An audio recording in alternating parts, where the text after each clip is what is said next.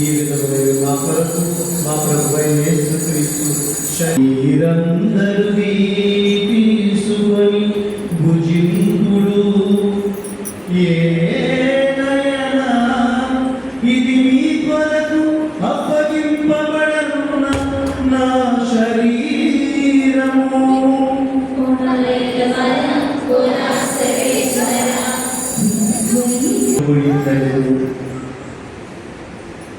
మీరందరూ దీనిని తీసుకొని దీని నుండి పానము చేయుడు.